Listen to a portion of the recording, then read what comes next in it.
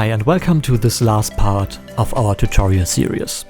In the previous parts of this tutorial, we've already set up all the basics, and now it's time to get to the final part where we should have a running stream with ads at its end. In this part of our tutorial, we need an AWS account, as mentioned earlier. Specifically on AWS Elemental Media Tailor. If you don't already have an account, please rewatch the first video of the series where I tell you how to create one.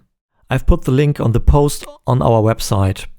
All the URLs and links I will mention during this video can be found there too. So click on the link in the video description if you're watching on YouTube, and you will be redirected to our post, and there you will get all the information you will need to create accounts, fill in URLs and all that stuff.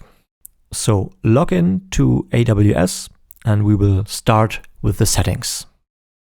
In AWS Elemental Media Tailor, we now need to create a new configuration, as you can see here. The configuration should have a unique name. And we need some URLs like the video source and the ad decision service. For both cases, you can use your own URLs, but for this tutorial, we've provided you for corresponding URLs that are only meant for this testing purpose. So once you created a new configuration with a unique name, to stream videos, we next need a channel for video assets.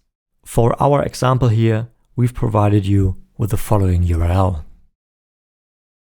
This is a dummy channel we've created for you. If you have your own URL available, it must be SSL encrypted and cannot be self-signed, otherwise AWS won't take it.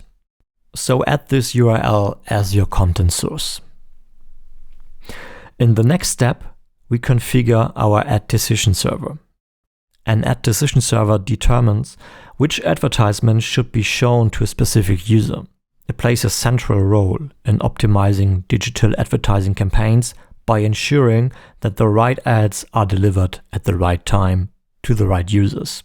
So again, for this tutorial, we've provided you with such a server. If you have your own, you can skip the next step. If you don't have your own or want to use our sample ad server, come with me, switch over to the panel. We will have to do some configuration. Okay, here we are in the RapidStream panel. Let's go to ad servers and edit the ad server we created during the last video. So first of all, we need to change the URL. So let's change the base URL to this one. As mentioned before, you can find all the URLs in the description in the post to this video. Okay, now we've changed the URL, we need to do some configurations. So first of all, we will create a placeholder, and the target key is IAB categories, and the value will be user AIB categories. Let's save that. And let's create another placeholder. This time we need the session, and it's the session ID. It's not there, so let's create it. Save. We need one more placeholder. It's the country. We have a system placeholder for that. And finally, let's create a simple text. And this is creative mode. And the value is fixed. Okay. It's still enabled and it's still our default ad server.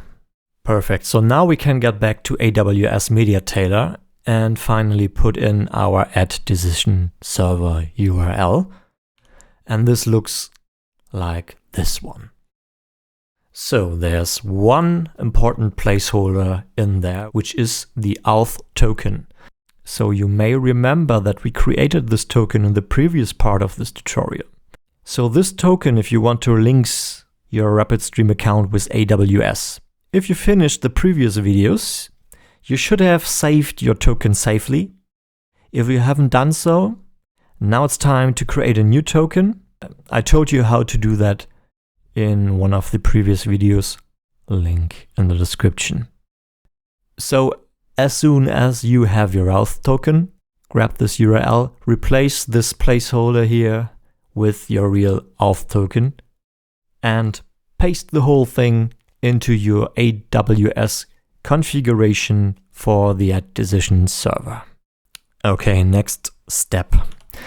AWS creates an individual URL for each new configuration, which looks something like this. Again, some placeholders in there.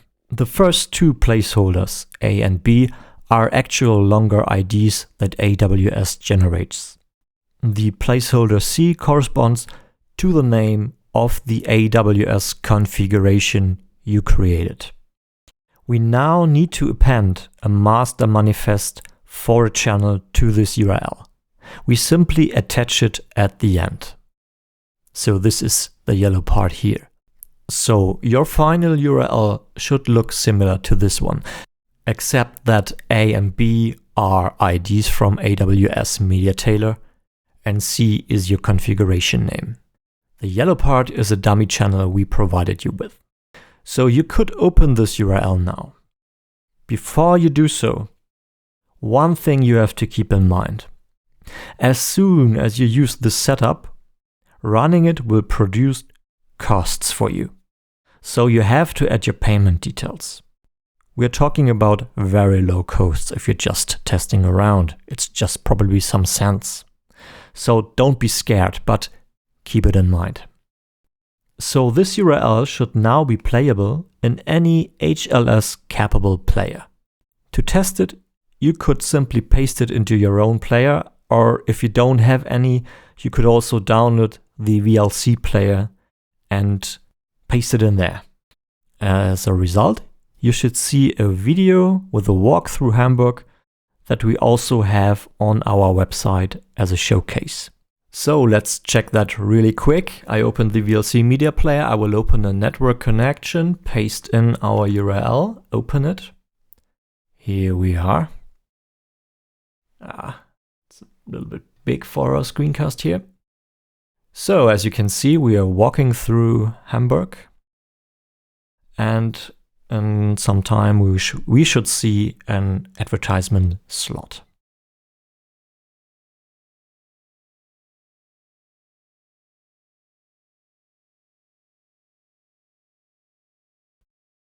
Here we are.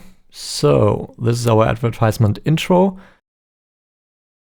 And as you can see now, we have our ad playing here. So now we have a stream. We can see a video. We can see advertisements. We should be happy now, right? We finished this. So if you followed along through our tutorial series and followed all the steps, you should be able now to see your stream and see some ads. Congratulations.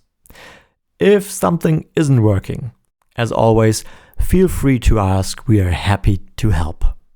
Well, this is the last video from our tutorial series here, but I'm pretty sure that there will be other videos to follow this one.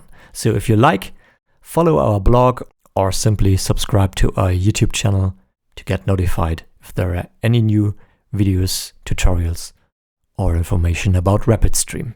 Thank you for your time. We wish you a lot of success with your video channels. And as said, if you have any questions or feature requests or whatever, feel free to contact us. See you next time. Bye bye.